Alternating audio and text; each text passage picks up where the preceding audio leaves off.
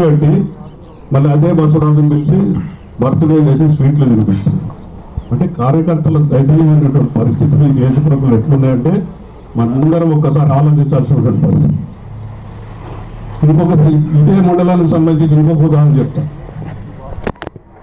సోదరుడు సతీష్ గారు సుదీర్ఘకాలం పాటు ఈ మండలంలో పోచారం గారు ఎప్పటి ఈ మండలం ఎప్పుడు పోచారం గారికి అనుకూలంగా అత్యధికమైనటువంటి మెజార్టీ ఇస్తూ పనిచేసినటువంటి వ్యక్తి. మీ కొడుకు ఏమంటాడు, శ్యామల గారి ప్రమాణ స్వీకరిస్తుందా, వాడు గుంట బాబా వాడిని బడిత పూజ చేస్తామని చెప్పి మాట్లాడతాం. బడిత పూజ చేస్తామని చెప్పినట్టు మాట్లాడేటువంటి సందర్భం. ఇంకో సందర్భంలో ఆయన ఇమ్మడున్న సందర్భంలో సతీష్ గారు విశ్వకర్మ అంటే మనం ఒక గృహాన్ని నిర్మాణం చేసుకుందామంటే అక్కడ పనిచేసే వడ్డాన్ని విశ్వకర్మ, అక్కడ పనిచేసే మేస్త్రి విశ్వకర్మ. అలాంటి వ్యక్తులు పోయినటువంటి సందర్భం శ్రీనివాసరెడ్డి గారు సతీష్ని పోయిన సందర్భం. అలాంటి విశ్వకర్మని నీ కొడుకు బడిత పూజ చేస్తానని మాట్లాడుతుంది. ఒకవేళ నిజంగా సతీష్ అనే వ్యక్తి కనుక నీ ఎమ్మటున్నప్పుడు తప్పు చేస్తుంటే దాంట్లో మీ భాగస్వామ్యం లేదా అని అడుగుతాం. మరి చేస్తుంటే ఎందుకు వారించలేదని చెప్పి అడుగుతాం. ఈ నియోజకవర్గంలో ఇంతటి దయనీయమైనటువంటి పరిస్థితి అంటే ఒక నీతి నిజాయితీ కలిగే కార్యకర్తగా పనిచేద్దామంటే కూడా పనిచేయనటువంటి పరిస్థితి.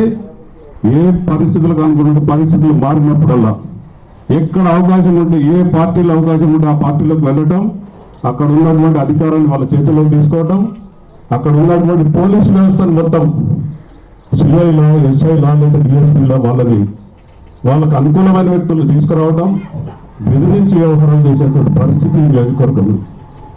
ఇవాళ ఈ పరిస్థితులన్నింటినీ మనం పోచారం శ్రీనివాసరెడ్డి గారిని ఒకటే అడుగుతున్నాం.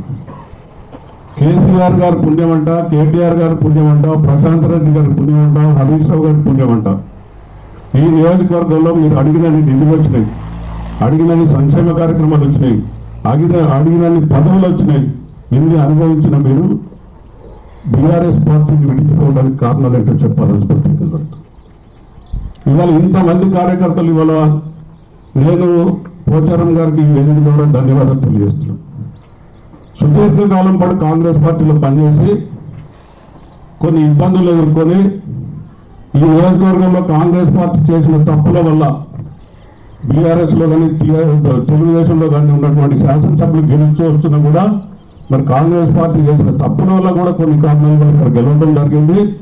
మరి మీరు సుదీర్ఘకాలం కాంగ్రెస్ పార్టీలో ఉన్న మీ పార్టీని విడిచిపెట్టింది, ఈ పార్టీలో పనిచేయడం అంటే స్పష్టమైన నిబద్ధతతో పనిచేసినటువంటి మాలాంటి వాళ్ళకి మనం మా పోచారం శ్రీనివాసరెడ్డి గారు ఆ పార్టీ నుంచి మాకు విముక్తి చేసేదాన్ని మనకి ప్రత్యేకంగా ధన్యవాదాలు చెప్తున్నాను. ఎందుకంటే నన్ను సస్పెండ్ చేయించింది ప్రత్యేకంగా ముఖ్యమంత్రి గారి దగ్గర, పిసిసి ప్రెసిడెంట్ దగ్గర కూర్చొని మరీ సస్పెండ్ చేయించారు. ఇవాళ నేను ఎంత గర్వంగా మాట్లాడుతున్నా అంటే బీఆర్ఎస్లో ఇంకా ఇవాళ కూడా శ్రీనివాసరెడ్డి గారి కుమారులు వారికి ఉన్నటువంటి కొంతమంది సోదరులు వాళ్ళందరూ పోయినా కూడా ఇవాళ ఏ గ్రామం పోయినా 10 మంది 20 మంది కార్యకర్తలు, నిబద్ధత కలిగినటువంటి కార్యకర్తలు, కేసీఆర్ గారి ఆశయాల కోసం పనిచేద్దామనేటువంటి కార్యకర్తలు ఇవాళ బీఆర్ఎస్ లో ఉన్నారు. వాళ్ళందరి మధ్యలో పనిచేసేటువంటి మంచి అవకాశం దొరికినందుకు వాళ్ళందరికీ ప్రత్యేక ధన్యవాదాలు తెలియజేస్తూ శ్రీనివాసరెడ్డి గారికి ఒకటి వార్నింగ్ ఇస్తున్నాం. నువ్వు బీఆర్ఎస్ లో ఉన్నావా, కాంగ్రెస్ లో ఉన్నావా, స్పష్టంగా చెప్పు. ఒకవేళ బీఆర్ఎస్ లో ఉన్నా అంటే రా, మాతో పాటు కలిసి కంట వేసుకొని పనిచేద్దాం. లేదు నేను బీఆర్ఎస్ లో లేను, కాంగ్రెస్ పార్టీలో లేరను, ఒక ఆబోతు 3 దున్నపోతులు బాన్స్వాడ నియోజకవర్గంలో వరి పొలాలు ఎట్లా మేస్తున్నాయో అట్లా మేస్తున్నటువంటి పరిస్థితి అన్ని బాన్స్వాడ బహిరంగ సభలో తిట్టినటువంటి రేవంత్ రెడ్డి గారితో ఏ రకంగా కాళ్ళు వేసుకున్నారో చెప్పాలన్నాడు. సోని మీకు సిగ్గు శరం లేదు, మీరు పూర్తిగా దిగజారేంద్రు, ఎక్కడ అధికారం ఉంటే అక్కడ ఉంటామని మీరంటే మరి ఆ పెద్ద మనిషి రేవంత్ రెడ్డి గారికి ఎట్లా సిగ్గు లేదని చెప్పాలని అడుగుతున్నారు. మాట్లాడిన తర్వాత ఒకటే చెప్తున్నాం, మీకు నీతి నిజాయితీ దమ్ము ధైర్యం ఉంటే బీఆర్ఎస్ పార్టీకి రాజీనామా చేయండి. బీఆర్ఎస్ పార్టీ ద్వారా ఎన్నికైన కారు సింబల్ గెలిచినటువంటి ఎమ్మెల్యే పదవికి రాజీనామా చేయండి. దమ్ముంటే రేపు బై ఎలక్షన్స్ రండి. ఈ నియోజకవర్గంలో కేసీఆర్ గారికి ఉన్న ఆదరణ, కేటీఆర్ గారికి ఉన్న ఆదరణ, హరీష్ రావు గారికి ఉన్న ఆదరణ, ఈ నియోజకవర్గంలో ఇక్కడ అమలు చేసినటువంటి సంక్షేమ కార్యక్రమాల్లో మంచి చెడ్డలు అన్నింటిని కూడా రేపు చెప్దాం. ప్రజలు మిమ్మల్ని గెలిపిస్తారా, కేసీఆర్ గారు ఇచ్చిన అభ్యర్థిని గెలిపిస్తారా స్పష్టంగా తెలుసుకోవడానికి సిద్ధంగా ఉన్నాం. రమ్మంటున్నాం. ఇన్ని మాట్లాడిన తర్వాత కూడా ఒకటే అడుగుతున్నాం. మీకు 77 ఏళ్ళ వయసు వచ్చింది. రాజకీయాల్లో ఒక స్థాయికి వచ్చి పక్క నియోజకవర్గాల్లో పక్క 2-3 నియోజకవర్గాలకు ఒక రకమైన పరిస్థితి ఏంటంటే పోచారం శ్రీనివాసరెడ్డి గారు అంటే అభివృద్ధికి తార్కాణం ఉన్నటువంటి అభిప్రాయాలు ఉంటాయి. సరే, మేమైతే ఏ రోజు లెక్క చేయలేదు. మేము ఏ రోజు కూడా ఏ రకమైనటువంటి సంక్షేమ కార్యక్రమాలు వచ్చినా, ఏ రకమైన అభివృద్ధి కార్యక్రమాలు వచ్చినా పోచారం శ్రీనివాసరెడ్డి ఆయన కుటుంబం ఇక్కడ దోపిడీ చేసింది తప్ప ఇక్కడ సంక్షేమం చేయలేదనేటువంటి ప్రత్యేకంగా మాట్లాడుతూ ఇవాళ ఆయన ఒకటే అడుగుతున్నాం. ఇవాళ నిర్ణయం తీసుకోండి. 77 ఏళ్ళ వయసు వచ్చింది. కనీసం ఇప్పటికన్నా ఒక మంచి నిర్ణయం చేసి రేపటి తరాల్లో, సరే ఎనకాడికి పోచారం శ్రీనివాసరెడ్డి అనేటువంటి ఒక వ్యక్తి ఉండే, ఆయన పోగానే స్పందిస్తుండే, ఆయన పోగానే పనులు జరుగుతుండే అనేటువంటి మంచిగా ఉద్దేశాన్ని ఉంచుకోండి తప్ప ఈ తప్పుడు నిర్ణయాలు నీ కొడుకు కోసమో లేకపోతే నీ కుటుంబం కోసమో తప్పుడు నిర్ణయాలు చేసి ప్రజల్లో చులకన రావద్దని ప్రత్యేకంగా సలహా ఇస్తూ ఖచ్చితంగా రాబోయే రోజుల్లో ముఖ్యంగా ఇవాళ కొంతమంది కార్యకర్తలు మొట్టమొదటి బీర్కూర్ మండలాన్ని నిర్వహించుకున్నామంటే దానికి కారణం కొద్దిగా ఇక్కడ కార్యకర్తలు కొంచెం పనిచేయడానికి ఇబ్బందికరమైనటువంటి పరిస్థితి. సోదరుడు సాయిల్ కానీ, లేకపోతే బాలకృష్ణ కానీ, లేకపోతే సుధాకర్ యాదవ్ కానీ, సోదరుడు విఠల్ కానీ, ఇంకా చాలా మంది నేను బీఆర్ఎస్లో ప్రవేశించిన తర్వాత మాట్లాడి, అన్న ఇక్కడ ఉన్నటువంటి ఇబ్బందులు వేరే ఉన్నాయి, మేము స్వతంత్రించి పనిచేయాలన్నటువంటి పరిస్థితులు ఉన్నాయంటే అదేం అవసరం లేదు. మీరు ప్రత్యేకంగా ఎవరిని బలవంతంగా తీసుకురాగలరు. నేను బీఆర్ఎస్ జెండా వస్తా, బీఆర్ఎస్ కోసం పనిచేస్తా, కేసీఆర్ గారి నాయకత్వంలో, కేటీఆర్ గారి నాయకత్వంలో నేను పనిచేస్తానటువంటి వాళ్ళందరూ సమాచారం ఇవ్వండి. స్వచ్ఛందంగా బయటకు వచ్చిన వాళ్ళు ముందుకు తీసుకెళ్ళారు. భవిష్యత్తులో వచ్చేటువంటి స్థానిక సంస్థలు కానీ ఏ కార్యక్రమం తీసుకున్నాం. మనకు ప్రజల్లో ఆదరణ ఉంది. కేసీఆర్ గారి నాయకత్వం మీద నమ్మకం ఉంది. ఈ ప్రభుత్వం వల్ల రేవంత్ రెడ్డి గారి నాయకత్వం ఉన్నటువంటి ప్రభుత్వం ఏదైతే ఇచ్చినటువంటి మేనిఫెస్టోలు ఇచ్చినటువంటి అంశాలను అమలు చేయలేక సుదీర్ఘమైనటువంటి ఎన్నో అమెరికాని హామీలు ఇచ్చి ఫెయిల్ అవుతున్నటువంటి ఈ ప్రభుత్వాన్ని పక్కనటువంటి పరిస్థితి. స్థానిక సంస్థలు మనం అందరం ఏకమైదాం. ఒక దయనీయమైన పరిస్థితి ఏంటంటే ఇవాళ రేవంత్ రెడ్డి గారి నాయకత్వంలో కానీ, లేకపోతే మా సోదరులు మహేష్ కుమార్ గౌడ్ గారు, మహేష్ కుమార్ గౌడ్ గారు పిసిసి అధ్యక్షుడు, రేవంత్ రెడ్డి గారు ముఖ్యమంత్రి.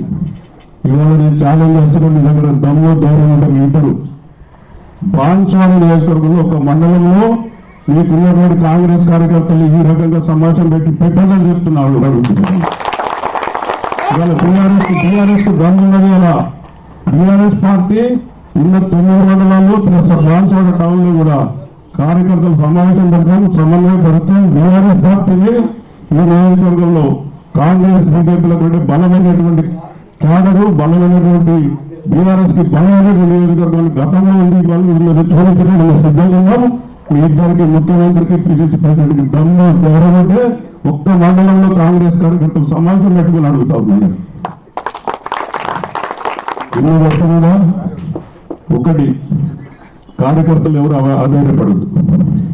ఉన్నంతలో మొన్న కేటీఆర్ గారు చాలా స్పష్టంగా చెప్పారు, బాన్స్వాడ నియోజకవర్గంలో ఏ చిన్న సంఘటన జరిగినా నేను వచ్చి అక్కడ వాళ్తా, ఏ చిన్న నష్టం జరిగినా నేను ఉంటా. బాన్స్వాడ నియోజకవర్గంలో కొన్ని సరే అధికారంలో ఉన్నప్పుడు నాకు కూడా కొన్ని నేను కూడా కొన్ని వాళ్ళకి పూర్తి స్వేచ్ఛ ఏం చేస్తున్నారో కోరుకున్నటువంటి పరిస్థితి. రేపటి పరిస్థితులు అక్కడ ఉండవు. ఈ అందరినీ హక్కులు చేసుకొని విధంగా పనిచేసిన అందరినీ కూడా, ముఖ్యంగా రత్నకుమార్ గారిని ఉద్దేశించి ఇబ్బంది సమయంలో అందరినీ కూడా మీకు వచ్చి నిర్లక్ష్యం చేయడం జరిగింది. రేపటి పరిస్థితులు అవన్నీ జరగవు. మీ అందరూ వెంటుండి బాన్స్వాడ నియోజకవర్గంలో రేపటి శాసనసభ్యుడు మన జెండా ఎగిరేటువంటి పరిస్థితి స్పష్టంగా మీ అందరికీ అండగా ఉంటామని చెప్పినటువంటి సందర్భాన్ని వాళ్ళ ప్రత్యేకంగా చెప్తూ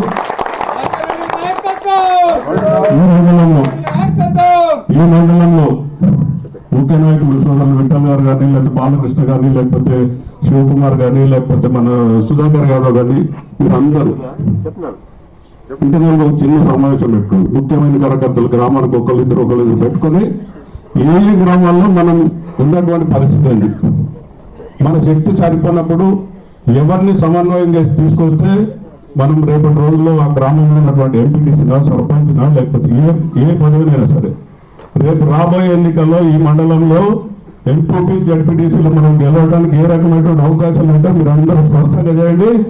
దానికి వర్కింగ్ ప్రెసిడెంట్ కేటీఆర్ గారి దగ్గర నుంచి మా వరకు మీకు ఏ ధైర్యం ఇస్తే మనం గెలుస్తాము, ఏ రకమైనటువంటి వనరులు ఇస్తే గెలుస్తాము, ఏ రకమైనటువంటి లోపాలు ఇస్తే గెలుస్తామో స్పష్టంగా గెలుస్తాం. మీ అందరినీ మీర్పూర్ మండలంలో స్పష్టంగా బీఆర్ఎస్ మండలంగా చేయడానికి మీ అందరూ తోడ్పడుతుంటే ప్రత్యేకంగా మీ అందరికీ కోరుతూ మీ అందరికీ ధన్యవాదాలు తెలుస్తూ